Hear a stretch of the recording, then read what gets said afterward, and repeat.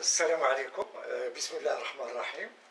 Donc, le chapitre 2, jour, concernant la physique nucléaire, la leçon numéro 1, la décroissance radioactive. Suite, c'est le programme du deuxième bac international, option française, sciences maths, sciences physiques et SVT. Donc, la première vidéo, on a vu la stabilité et l'instabilité du noyau. On a vu la structure du noyau, à savoir que le noyau est constitué de protons et de neutrons. Le symbole du noyau, on a vu le symbole du noyau qui s'écrit sous la forme X, A, Z. X étant le symbole de l'élément chimique, Z c'est le nombre de charges et A c'est le nombre de masses. Z c'est le nombre de charges qui représente le nombre de protons dans le noyau, et A c'est le nombre de masses qui représente le nombre de nucléons, c'est-à-dire les protons et les neutrons. On a vu que voilà, certains noyaux gardent en permanence leur structure inchangée, donc ces noyaux sont stables. En revanche, il y a des noyaux qui se transforment en émettant des radiations, donc ces noyaux instables sont dits des noyaux radioactifs. Et on a vu aussi la définition du nucléide. Donc voilà, le nucléide, c'est l'ensemble de noyaux qui ont même Z et même N. Donc au lieu de parler d'un seul noyau, on parle du nucléide. Donc on a vu que certains noyaux sont instables, ils se transforment en émettant des radiations. Donc ces noyaux ou bien ces nucléides sont dites des nucléides radioactifs. Et on a vu la définition de la radioactivité. Donc la radioactivité, c'est une transformation nucléaire dans laquelle c'est une transformation nucléaire naturelle, طبيعية, spontanée, تلقائية, imprévisible dans le temps, ما يمكنليناش نرتقبوا في الزمن فوقاش يمكن النواة يوقع لها تحول, imprévisible dans le temps, dans laquelle un noyau pair se transforme en un noyau pair instable, se transforme en un noyau plus stable avec émission d'une radiation. Une radiation, c'est généralement une particule. Donc la radioactivité, c'est une transformation nucléaire, naturelle, spontanée, imprévisible dans le temps, dans laquelle un noyau pair instable se transforme en un noyau fils plus stable avec émission d'une radiation ou d'une particule. Donc, grand 2, on va voir les transformations nucléaires spontanées, la radioactivité. Notamment, on va voir les différents types de radioactivité, la radioactivité alpha, la radioactivité bêta-, la radioactivité bêta+, et la radioactivité gamma. Donc, on modélise la radioactivité par l'équation nucléaire, par une équation nucléaire. Là, on a un noyau pair, X à Z, qui se transforme en donnant un noyau fils, Y-A1-Z1, plus émission d'une particule. D'une particule, on va noter K, le nombre de charges c'est Z2 et le nombre de masse c'est A2. Voilà. Donc on modélise la radioactivité par cette équation nucléaire. Donc lorsqu'on écrit cette équation nucléaire, il faut respecter certaines règles. Certaines règles, par exemple, on respecte la loi de Soddy, ou bien ce qu'on appelle la loi de conservation. La loi de conservation, qu'est-ce qu'il nous dit? Il nous dit qu'au cours d'une transformation nucléaire, il y a conservation du nombre de charges, c'est-à-dire que Z est égal à Z1 plus Z2. Le nombre de charges, ça représente le nombre de protons dans le noyau. Donc il y a conservation du nombre de charges, Z égale Z1 plus Z2, et conservation du nombre de masses. A. Le nombre de masse, c'est le nombre de nucléons dans le noyau.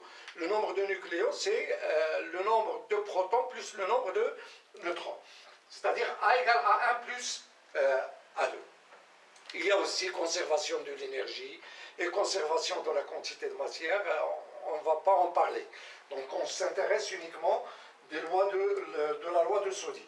La conservation du nombre de charges, Z égale Z1 plus Z2, et la conservation du nombre de masses A égale A1 plus A2. Petit 2, les radioactivités alpha, bêta moins, bêta plus et gamma. Donc tout d'abord la radioactivité alpha. Donc la radioactivité alpha, c'est une transformation d'un noyau pair, ou bien on parle d'une désintégration, TEFTUT. Donc c'est une désintégration nucléaire, naturelle, spontanée et imprévisible dans le temps, dans laquelle un noyau instable, un noyau pair, se transforme en un noyau plus stable, un noyau fils, avec émission d'un noyau d'hélium, He2 4. Donc la particule K A2Z2, c'est un noyau d'hélium. Un noyau d'hélium qui contient 2 protons et 2 neutrons. Les nombres de neutrons, c'est 4 moins 2. Voilà, on parle aussi de la radiation alpha. Donc voilà, la radioactivité alpha, c'est une désintégration nucléaire, ça intéresse le noyau, naturel, tabi'iyya, spontanée, tilqa'iyya, et imprévisible dans le temps, et murtaqaba fi zaman, dans laquelle un noyau instable, nawat ghayr mustaqarra, un noyau pair, se transforme en un noyau plus stable avec émission d'un noyau d'hélium He4 2, c'est ce qu'on appelle la particule alpha. Exemple, le polonium. Le polonium, c'est un élément chimique. Polonium, il est caractérisé par Z égale à 84. Donc ce qui intéresse, ce qui caractérise l'élément chimique, c'est Z. 84, c'est le polonium. Donc le polonium 210, voilà le polonium 210. Polonium parce que Z égale 84, 210, voilà, c'est un isotope, est un radionucléide alpha. C'est un radionucléide alpha, ça veut dire que c'est un nucléide radioactif. Radioactif et qui nous donne la radioactivité alpha. On écrit l'équation nucléaire, PO 210-84, voilà, ça c'est le noyau pair. Le noyau fils, on le note Y, AZ, plus He4,2. Donc on veut chercher Z et A. Donc pour chercher Z et A, il suffit d'appliquer la loi de Soddy. C'est-à-dire que 84 égale à Z plus 2, donc Z est égal à 82. 210 est égal à A plus 4, ça veut dire que A est égal à 206. Donc 206, donc l'élément chimique qu'il y a pour Z égal à 206. Donc là, on a la table de classification périodique. Les éléments sont classés par ordre croissant du nombre de charges. Par exemple, là, on a l'hydrogène Z égale à 1, l'hélium Z égale à 2, le lithium 3, le beryllium 4, le bore 5, et ainsi de suite. Les éléments sont classés par ordre croissant du nombre de charges. Donc on voit l'élément qu'il y a pour Z82, voilà, c'est le plomb. Voilà. Le plomb, voilà, le voilà. Voilà, il a pour Z 82.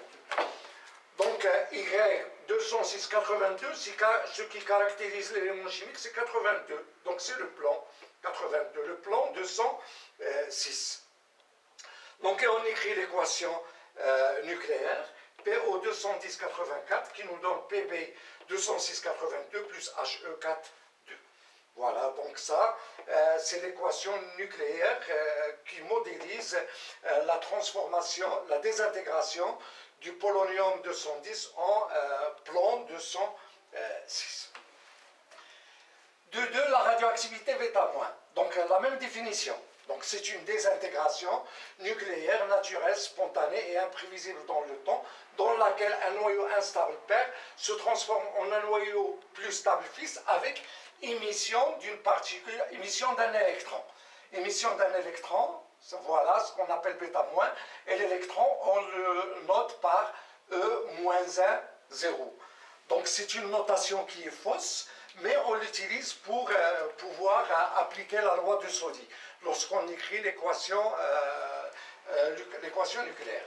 Donc E, la charge c'est -1, et le nombre de masse c'est 0. Car le nombre de masse, c'est le nombre de protons plus le nombre de neutrons. Donc, c'est une désintégration nucléaire naturelle, spontanée et imprévisible dans le temps, dans laquelle un noyau instable perd se transforme en un noyau plus stable, fils, avec émission d'un électron, qu'on appelle β-. L'électron, on le note E0-1. Exemple, le carbone 14, le carbone il est caractérisé par Z égale à 6 et A égale à 14, c'est un isotope du carbone.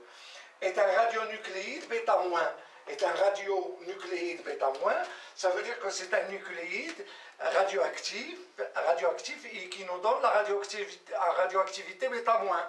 Donc l'équation qui modélise cette désintégration, on écrit C14,6 qui nous donne YAZ plus E moins 1, 0. Donc on applique la loi de Soddy, on a la conservation de la charge Z égale à 6 égale à Z moins 1, donc Z égale à 7. 14 égale à A plus 0, donc A égale à 14. Donc on trouve donc que Z est égal à 7. L'élément chimique qu'il y a pour Z, 7, c'est l'azote. Voilà, c'est l'azote. Voilà, c'est l'azote. L'azote qu'il y a pour élément Z égale à 7. Donc Y 14,7, c'est l'azote 14,7. Donc c'est l'azote 14. Donc l'équation nucléaire, on écrit C14,6 qui nous donne N, l'azote 14,7 plus E moins 1, 0. Donc la radioactivité bêta moins. Puis la radioactivité bêta plus. Donc la radioactivité bêta plus, voilà, ça concerne en général les nucléides artificiels. Les nucléides artificiels radioactifs. Voilà. Donc, voilà la radioactivité bêta-, c'est la même définition. C'est une désintégration nucléaire naturelle, spontanée et imprévisible dans le temps, dans laquelle un noyau instable se transforme en un noyau plus stable avec émission d'un positron. Le positron, c'est E plus 1, 0. Donc c'est une particule aussi, qui ressemble à l'électron. La seule différence, donc il a la même masse que l'électron, la seule différence c'est la charge. L'électron, sa charge c'est moins 1, et le positron, sa charge est plus 1. Donc plus 1, ça veut dire qu'il est égal à plus E, 1,6, 10 puissance moins 19 coulombs. Donc lorsqu'on écrit une charge plus 1, c'est 1,6, 10 puissance moins 19 coulombs. C'est la charge élémentaire, E. Et lorsqu'on dit que la charge est moins 1, c'est-à-dire la charge de l'électron, c'est moins E, qui est égal à moins 1,6, 10 puissance moins 19 coulombs. Donc la radioactivité bêta-, la particule émise, il y a émission d'un positron, E plus 1, 0. Exemple, le phosphore 15. Le phosphore 15, non, le phosphore 30. Le phosphore, il est caractérisé par Z égale à 15. Et là, on a l'isotope 30. Le phosphore 30 est un nucléide radioactif. C'est un radionucléide bêta plus. Donc le phosphore 30,15, il nous donne, voilà, si vous voulez, Y, A, Z, plus E, 0 plus 1. On applique la loi de Soddy, à savoir que 30 égale à A plus 0, donc A est égal à 30. 15 égale à Z plus 1, donc Z est égal à 14. L'élément chimique qu'il y a pour Z égale à 14, c'est le silicium. Donc le phosphore, c'est le noyau pair, le phosphore 30, c'est le noyau pair, et le silicium 30, c'est le noyau fils. Voilà.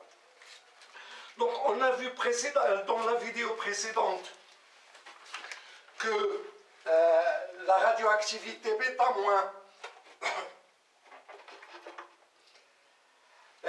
les nucléides qui nous donnent la radioactivité bêta-, se trouvent au-dessus de la zone de stabilité. Voilà la zone de stabilité.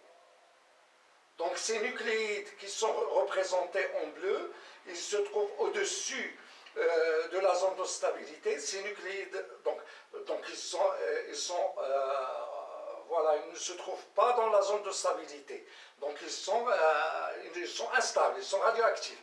et ces nucléides, ou bien ces noyaux, voilà, ont un excès de neutrons par rapport à la zone de stabilité. Voilà, là on a N et là on a Z. On a dit que ces radionucléides, voilà, ces nucléides sont radionucléides bêta moins. هادو اللي فوق من لا زون دو ستابيليتي تعطيونا لا راديو اكتيفيتي بيتا موان وهادو اللي تحت من لا زون دو ستابيليتي voilà la zone de stabilité ces nucléides qui se trouvent au-dessous de la zone de stabilité nous donnent la radioactivité bêta plus voilà la zone de stabilité c'est ça وهادو اللي تقال nous donnent la radioactivité alpha. On va voir de plus près pourquoi ces nucléides qui se trouvent au-dessus de la zone de stabilité nous donnent la radioactivité bêta-, et ceux qui sont au-dessous de la zone de stabilité nous donnent la radioactivité bêta+.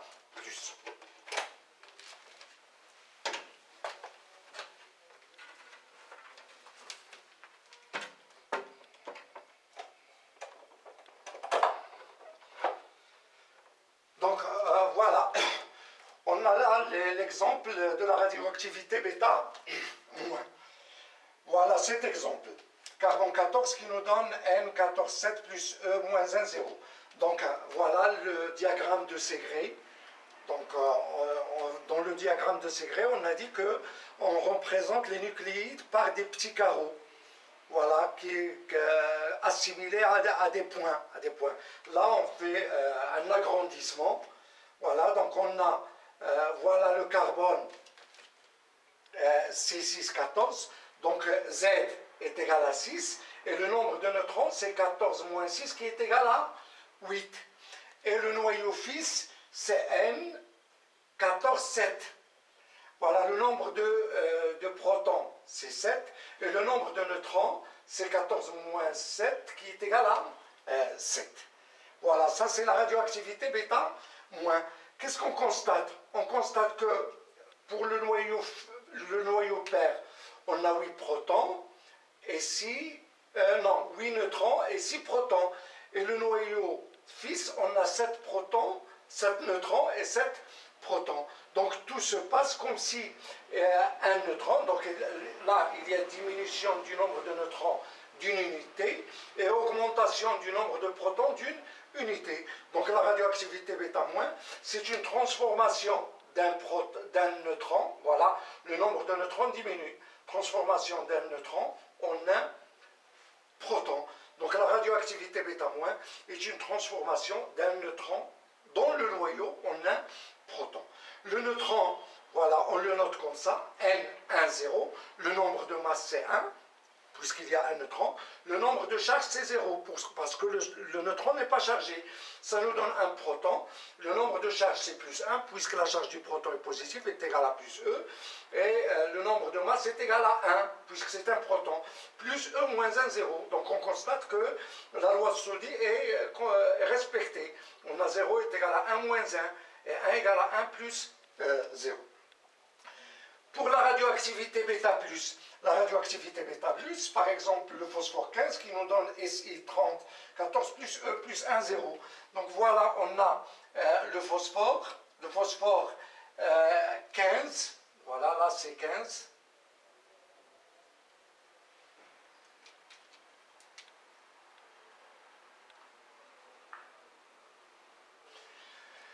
Voilà le phosphore 15.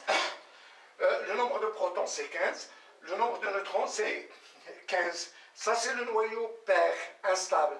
Le noyau fils c'est Si 30, 14. Donc pour le silicium on a 14 et on a le nombre Z égale à 14 et le nombre de neutrons c'est 30 moins 14 c'est 16. Donc tout se passe, qu'est-ce qu'on constate? Que le nombre de neutrons, le nombre de protons diminue et le nombre de neutrons augmente. Donc la radioactivité bêta+, c'est quoi? C'est une transformation d'un proton en un neutron. Donc on a P11 qui nous donne N10 plus E plus 1, 0. Donc la radioactivité bêta-, c'est la transformation dans le noyau d'un neutron en un proton. et la radioactivité avec émission d'un électron, et la radioactivité bêta plus, c'est la transformation d'un proton en un neutron. Mais c'est une transformation qui est imprévisible dans le temps. Mais ما يمكنلناش نعرفوا فوقاش un tel ou un tel noyau غادي توقع له هاد la transformation. Donc on a vu la radioactivité alpha, la radioactivité bêta moins, la radioactivité bêta plus. Il nous reste la radioactivité gamma. Donc la radioactivité gamma, voilà, c'est ça.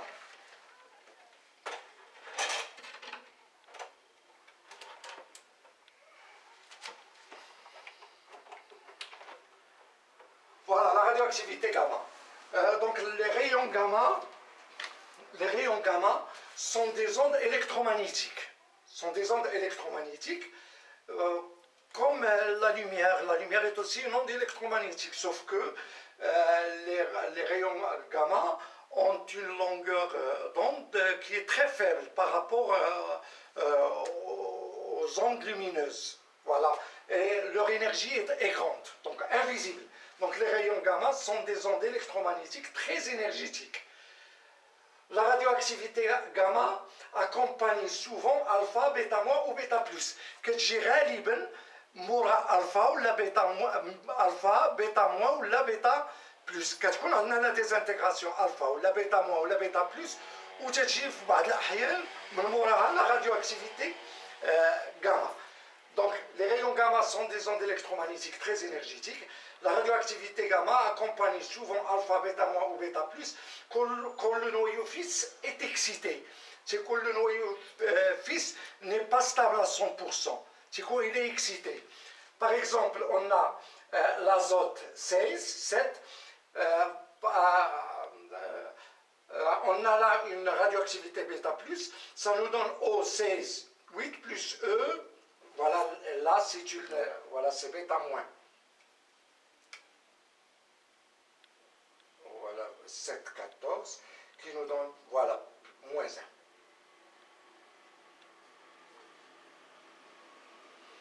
Voilà, c'est bêta moins. Donc, l'azote 16 nous donne l'oxygène 16, 8 plus E moins 1, 0, la radioactivité bêta moins. Et l'atome, le noyau d'oxygène n'est pas stable à 100%, il est excité. Lorsqu'il perd l'excitation, il nous donne un noyau stable au 16, 8 plus gamma. Donc gamma est dû à la perte de l'excitation de ce noyau, qui est en état d'excitation. Voilà, ça c'est la radioactivité gamma. On va voir maintenant la famille radioactive.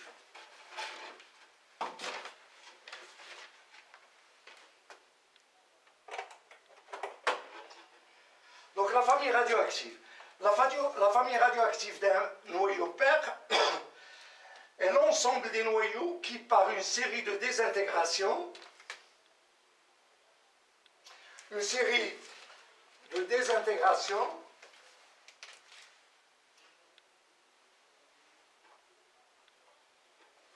voilà, la famille radioactive d'un noyau père est l'ensemble des noyaux qui, par une série de désintégrations, alpha et bêta moins ou bêta plus, sont issus de ce noyau père.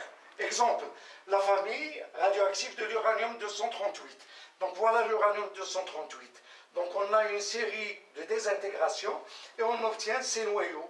Le thorium, le protactium, l'uranium, le radium, le polonium, le plomb, le bismuth, etc. Tous ces noyaux appartiennent à la famille radioactive de l'uranium-238, représente la famille radioactive de l'uranium-238. Donc la famille radioactive d'un noyau père est l'ensemble des noyaux qui, par une série de désintégrations alpha et bêta moins ou bêta plus, sont issus, ces noyaux sont issus de ce noyau père. Voilà, donc ainsi se termine cette vidéo sur les transformations nucléaires spontanées, la radioactivité. Et si vous aimez ce contenu, faites j'aime, partagez la vidéo et s'abonnez à la chaîne. Et À bientôt.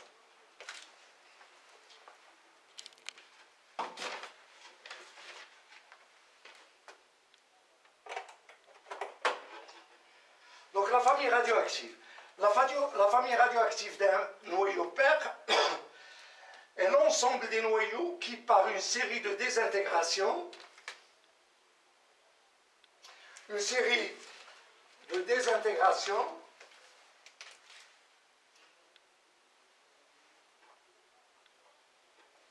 voilà, la famille radioactive d'un noyau père est l'ensemble des noyaux qui, par une série de désintégrations, alpha et bêta moins ou bêta plus, sont issus de ce noyau père.